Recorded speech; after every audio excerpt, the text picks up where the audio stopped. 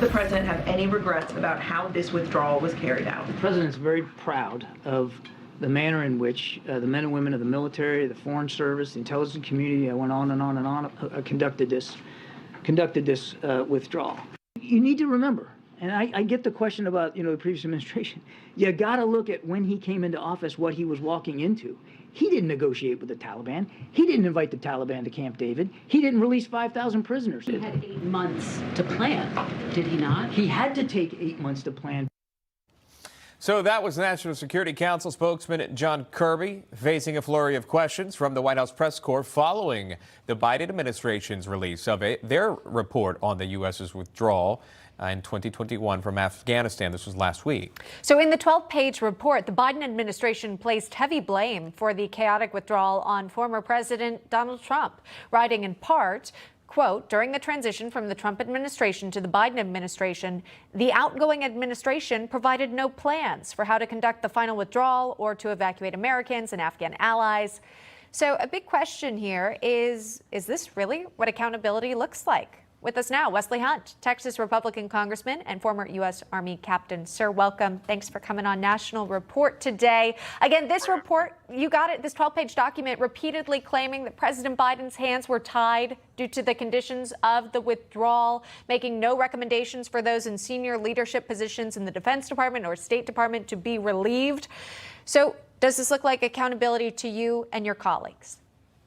It's the opposite of accountability. This is the opposite of leadership. In the last 2 years of the Trump administration, we actually saw peace in Afghanistan. In the last 18 months of the Trump administration, not a single soldier was lost. And what happened in the first few months that President Biden took office? We lost 13 brave men and women and at that time, we hadn't lost anyone before that. And what we're seeing here is just a derelict of duty. We're also seeing the insulting of the intelligence of the American people. We all watched what happened. We all watched that botched withdrawal. We all watched people falling from planes. We saw the chaos. You cannot act like those things didn't happen. And at some point, you can't blame President Trump for everything. You've got to take responsibility for your failures. And we all witnessed that live on TV. And I think some of the reporters in the press corps were trying to get to that moment because there was a section of the report that we're showing you that claimed there were no plans in place to manage the evacuation of U.S. troops and citizens in the last 3 months of the Trump administration. And again, this report from this current administration here. But either way, as the reporters were pointing out, the date was moved. I believe it was originally in May, and then it was moved several months later. Either way, did this administration have enough time to coordinate a better plan, to change the plans? President Trump had a conditions-based withdrawal. If they didn't meet those conditions, then we weren't going to leave. The reason why that date was changed, and we all know it, was that President Biden wanted to be out before 9/11.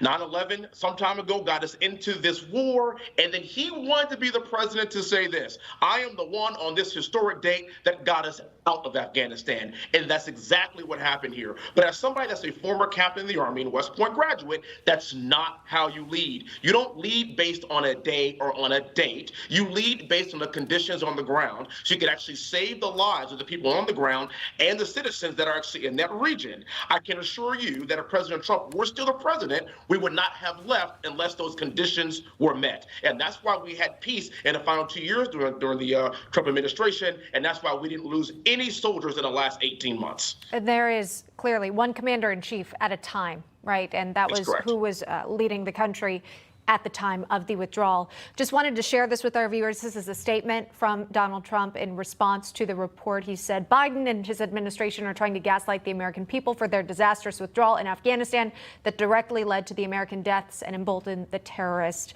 That from a Trump spokesperson there. So a similar sentiment, sir, to what you're explaining today, but I just wanted to ask you, going forward, right, looking ahead, what sort of impact might the withdrawal that took place 2 years ago now have on foreign policy within the region and how the U.S. really appears? has been the weakest that we have been since Jimmy Carter, and everyone knows this. That Bosch withdrawal was kind of the beginning of the precipitous decline that we've seen in our standing all over the world. This is why we are now empowering Iran. We're now empowering Russia. We're now empowering China. We're seeing the decline of U.S. currency, all because of this fire that started in Afghanistan. It was the first sign of weakness from us. We have 2 years to get this right.